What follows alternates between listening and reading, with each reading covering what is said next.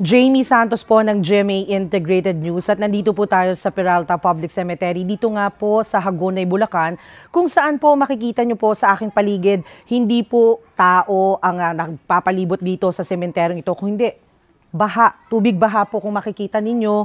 Napapalibutan pa rin po ng baha ang sementeryong ito kahit po tirik na tirik po yung ngayong araw po ng undas, ngayong pong hapon.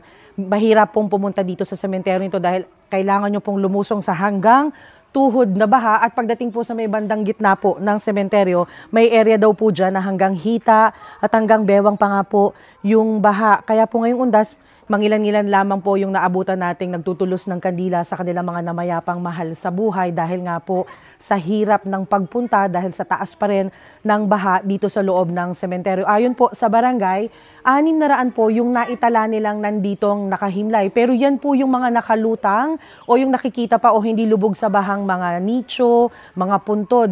Yung pong mga nakalubog sa baha, hindi pa nila ma-account yan dahil nga hanggang ngayon, hindi po nawawala ang tubig sa sementeryong ito. Muli, ako po si Jamie Santos ng GMA Integrated News.